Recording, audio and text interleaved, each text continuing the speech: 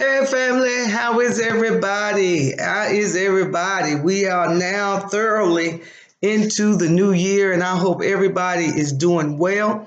Um, and yeah, I hope everybody's doing well. Listen, hit that subscribe button, hit the bell so you can get the notification, and hit the thumbs up if you like the video. We appreciate the support. I got a few videos that I'm gonna do, but this one I'm trying to decide, guys, because the two things that I want to talk about, they both are interesting. Let's see. Okay, I'm going to talk about, let's do John Gray first. I want to talk about surviving R. Kelly. That one is probably going to be the longest video, so we'll save that for last. John Gray. Okay. I have liked John Gray. I have followed John Gray. I did not watch him when he was on the Preachers.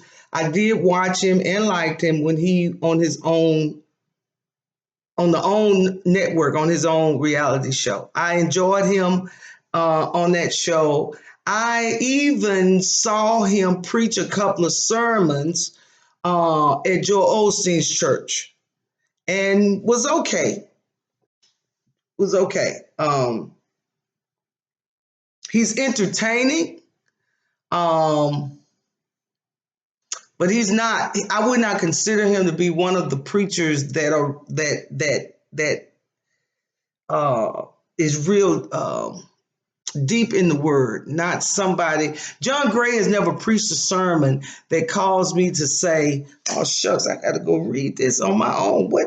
And study it, because you have revealed something in a light that I haven't heard before, that quenched my spirit to want to know more. He's not preached a sermon like that for me, but an entertaining nonetheless. A good word nonetheless. Then he gets the pastoral position. And I watched him the first two Sundays that he was there before he was installed. But he was there. Pastor had given him the keys, and he was preaching before the actual installation. And I watched him for two Sundays, and I could not watch him anymore, and haven't since. Not preaching at his church. I was concerned that maybe he wasn't quite yet ready for that position. I even made a comment. I was watching somebody else's video, and I know I was watching Larry Reid live and maybe a few other people. Shout out to Larry Reid, a few other people. And I made a comment that I'm going to need John Gray to go somewhere and get him some training and some teaching on how to pastor a mega church. I said, I know he's been a pastor at Joel Osteen's church, but he's been a pastor, not the pastor. Different position, different responsibility, different expectations. He just didn't appear to be ready. And I made comment of that. And now we hear that this on the run tour that he had going on. I know. Jay-Z and Beyonce. But I mean, it's the same, because the brother looked like he was everywhere talking about how wonderful and great his wife was, saying so much, trying to impress us so much of how wonderful this woman was, that he started saying stuff that just was off. It sounded good, but it didn't make no sense. That interview on Sister Circle, when I heard it, first of all, I didn't watch the whole interview, because midway through him talking, what rose to my mind was this: what John Gray do? What what John Gray do? Because I'm a common individual. I just kind of look at things. I try to strip away a lot of covering on a lot of this stuff and try to break it down to just bare humanity stuff, just simple thinking, man. Take all this extra stuff out of it and let's just look at it for what it is, right? What did you do? See, because I'm used to men acting the way John Gray act after they done messed up. And now they trying to make up and fix up. So they want everybody to know how wonderful this woman is because you done went over here and did some dumb stuff on this woman. It was just too much. It was too much. It was too much. And then this Lamborghini and all this stuff. And not to say that the man can't buy his wife a Lamborghini. You can buy her whatever you want to buy her. That's your wife. Do whatever you want to do. But let me tell you what you did not have to do. You did not have to publicize it. You did not have to publicize it. You did that on purpose because you were trying to send a message to somebody.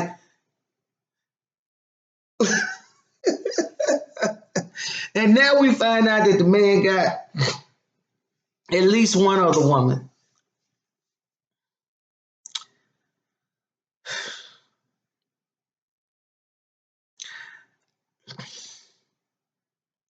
I don't know what, I don't know. I don't know. And then, y'all, they get up in front of the congregation and they talk about it, but they don't talk about it. See, I don't like this either. Once again, I'm going to say, if you find yourself in trouble, you should follow Jamal Bryant's way of doing things. Owning up to it. Fess up, man. I messed up. I made a mistake, if it's a mistake. Or I just messed up. I did it. It is I. Shucks, come on now. When Nathan went to David, David could not see himself. It was Nathan that had to tell David, thou art the man, David. You are the man. Fess up. So you can clean it up and then move on. I don't appreciate the way they handle it. I don't think it's right.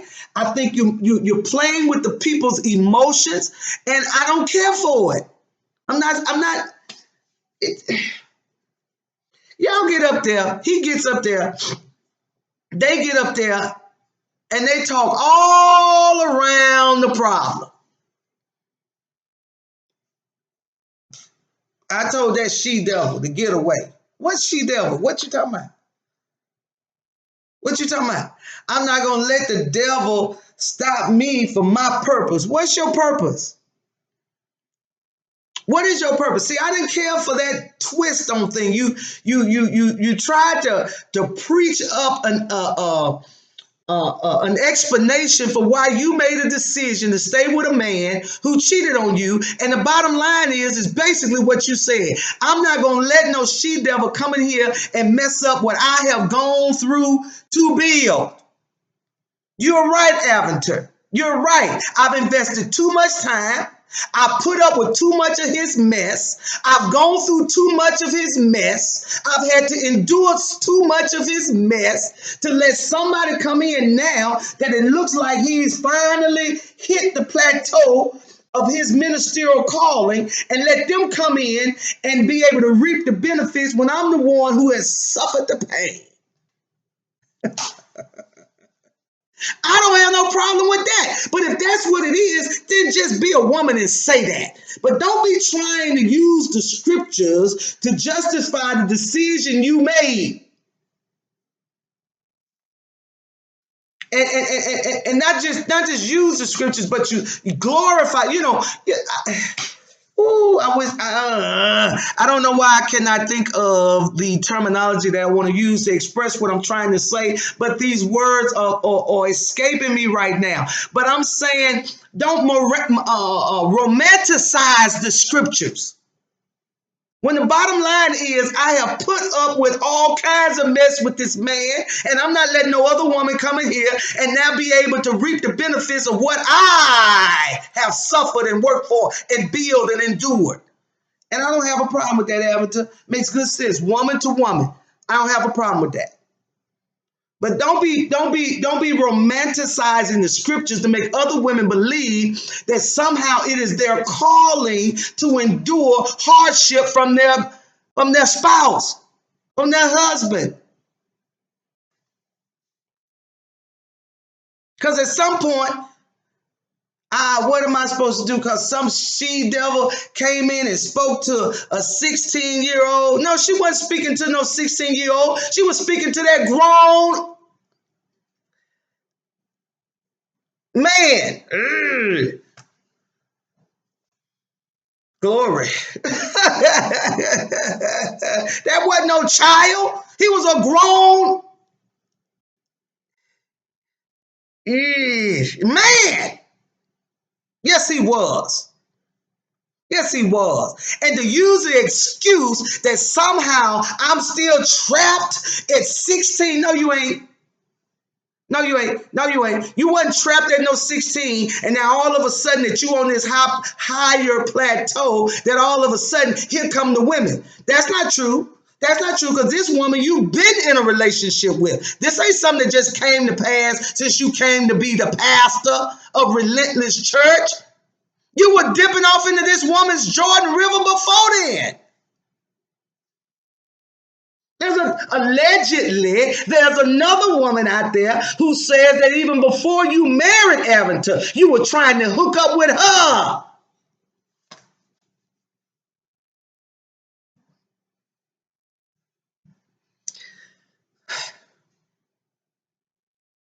I'm just so tired. I'm just so tired.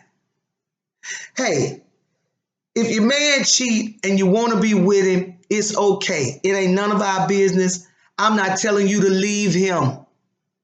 I would never tell anybody to leave their spouse.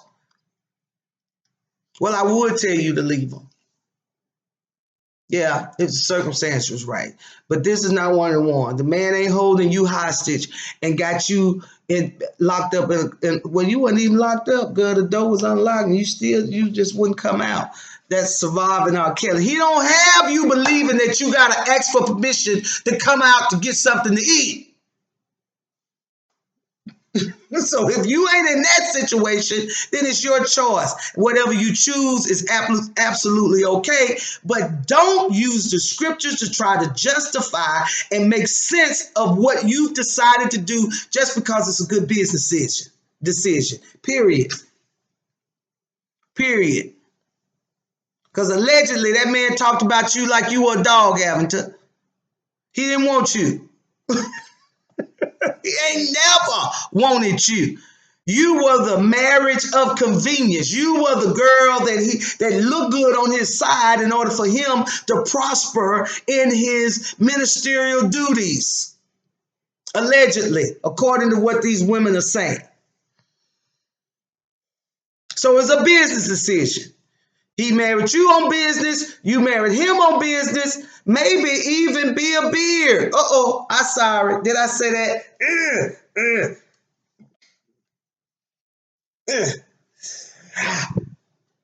Shucks. Because every time you talk, you hear the man talk, he always talking about the struggle that he's having with his sexuality.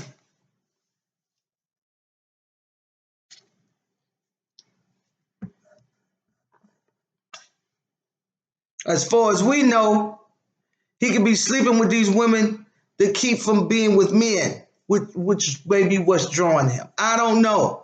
I just know that if you made a decision on what the guidelines of your marriage are, that's fine. But don't come back and try to salute the people. Now you trying to make it sound good because you don't want to lose no members. Y'all just got over this church. He being a dum-dum, and you don't want to lose this opportunity. And I get it. But don't be trying to slew the people. Now listen, that's my opinion. That's how I see it. But this is the thing, guys. Everybody got a difference of opinion. And I am interested in knowing how you see this. Do you see it my way? Am I not seeing the big picture of this thing? Am I being, one-sided or nearsighted, as they say, or whatever, just looking at it from one point of view, and I'm not looking at the big picture, because the big picture is the man. To me, the man cheated. You made a decision that you have invested too much to be letting somebody else come in here and become the new first lady and get all the glitz, glory, and glam. You just wanted to let that happen, and I don't have no problem with that. But I got a problem with them when they got up in front of the church and somehow tried to make it seem like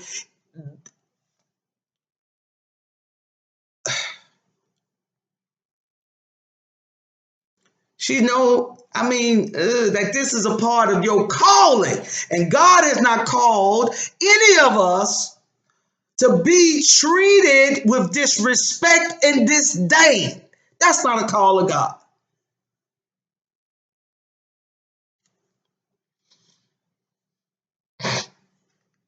Your purpose is to be treated with disrespect and disdain.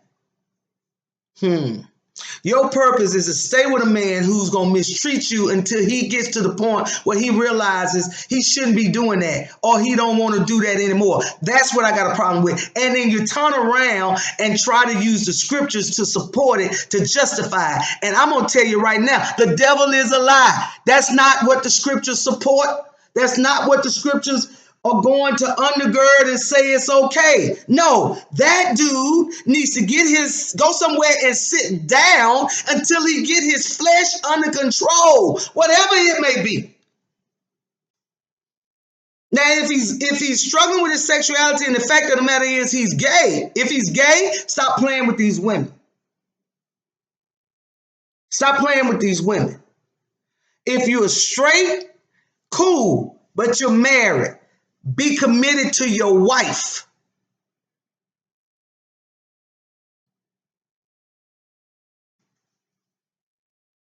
But don't come out in front of the people and play trickaroo and then use the scriptures to support your trickaroo, because you don't want the people to be upset with John and start leaving the church, because if they start leaving the church, money gonna leave the church. You're gonna be in the same situation as New Birth. That's what you're trying not to be in. You're gonna be in the same situation as Jamal Bryant was out there in Baltimore when he lost half his congregation for doing too much.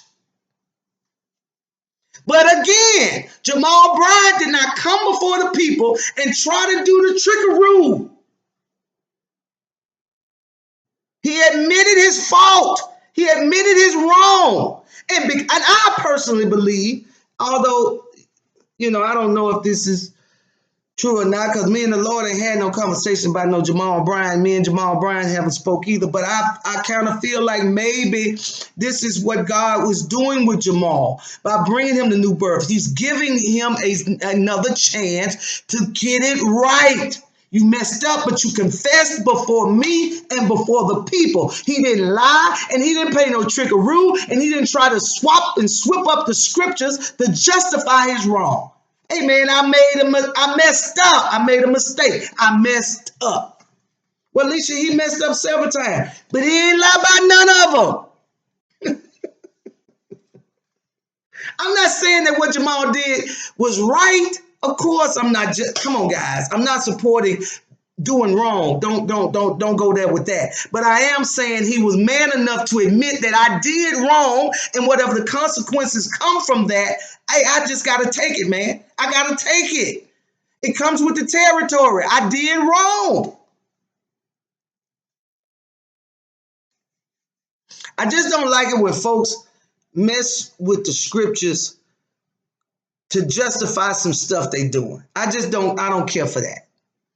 I don't care for that. I don't care for that. Because you're not just messing with the scriptures, man. You're manipulating the people of God. And I'm not perfect by no means. And not everything I say and do, is right. I'm not going to say that. But what I'm not going to do is manipulate the people of God to justify my wrong or my not rightness. I don't believe in that. I don't believe in that. I don't believe in that. Don't do that. Don't do that. We're having a hard enough time as it is getting people to trust in God, to even believe that God exists.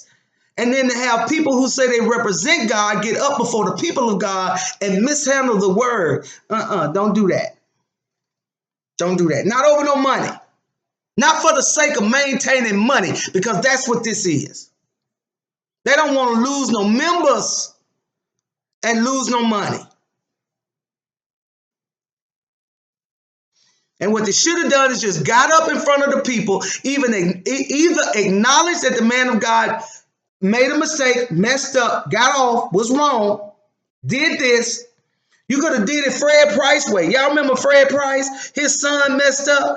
The son came out, read a statement and said he had messed up. He's going somewhere and sit down for a little while to get himself together. Y'all remember that?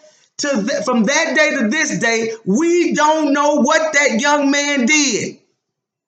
We just know he messed up. But what he didn't do is manipulate the word of God in front of the people of God to try to justify his wrong. Even though he didn't tell us what he did, he told us that he messed up. He admitted it. He acknowledged it, and he accepted the consequences that come with it. Now, John Gray is turning me totally off. Because I don't appreciate it. Don't play with the word of God and the people of God when you have messed up. You come out, you acknowledge that you sinned against God and against the people of God, and I'm going somewhere to sit down and get myself together. He's pulling a Eddie Long. Just so he don't have to go somewhere and sit down and become accountable for his actions. And you got a woman up there standing beside you because she don't want to lose her gravy train. Y'all turning me off. You turning me off.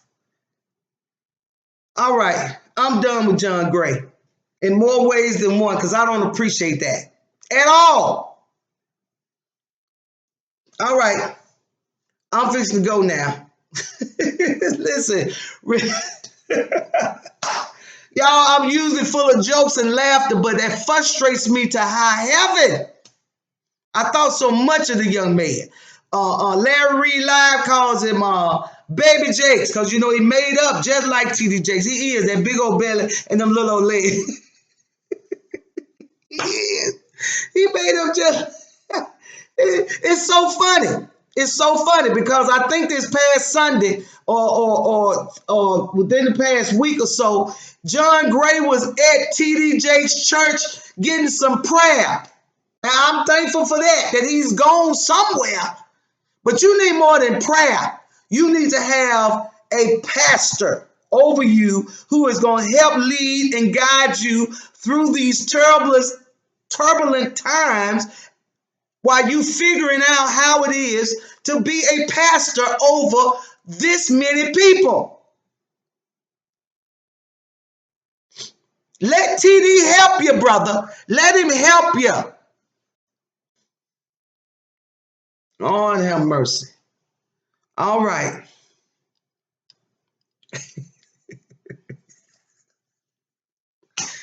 All right. I'm done. I'm done, man. Yeah, I tell you the truth. You just get, I don't know, man. Okay. All right. I don't know how many more preachers I'm going to be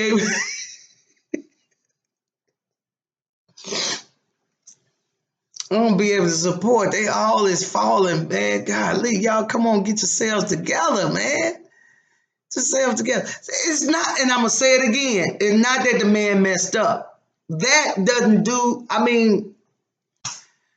it's called life. It happens. My problem is not that he messed up. My problem is their response, their reaction to the mess up. He didn't. Lavender grabbed the mic and did more talking than he did. Why is she talking when he's the one who messed up?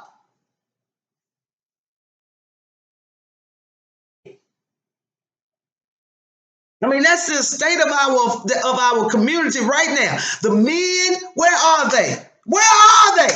The women got to stand up and speak. The women got to stand up and fight. The women got to do all of this. But you want to be the head of your household. You're the head. But she doing all the talking. That's what I say about surviving R. Kelly. My one question is, where in the hell were the men? I'm sorry. I just had to say that. I couldn't hold another one in because nothing else expressed what I'm feeling to such a degree, y'all. Where were the men in surviving R. Kelly? Listen, forget the police. You don't want to call the police on it because he was a black man, young black man, talented, trying to do good, trying to do great. Great, wonderful. But somebody, a couple of them, should have took him out in the back alley and told his tale a new one. You talented, brother, but let me tell you what you ain't gonna do. I'm gonna do that video later. I'm gonna do that video later. Do that video later. All right. God bless you. Let me know what you think, guys. Am I seeing it wrong? Y'all gotta find that video. Find y'all listen, research the video when they were talking about it at their church. Avatar was talking about it at their church. I'm not sure if this came before or after. You know, the first person that put it out there, when Larry Reid Live did his initial video about it, he mentioned that the word was that he had messed up. And then Obnoxious TV, Sir William McCrae, dropped it on his blog. Dropped it on his blog. That's what had happened. And then Larry Reid Live came back and confirmed it with some text messages, emails, and voice messages that he had heard. And then I saw this video. It was on another young lady's channel, but name I cannot remember. But he called himself trying to address it without addressing it. That's the problem that I got. That's the problem that I have. All right, guys, y'all let me know what you think. Sometimes I know the way I see things is not generally sometimes how everybody else sees it. So I just kind of be trying to figure out, am I way off in left field? Am I close? Just where am I in my thinking, man?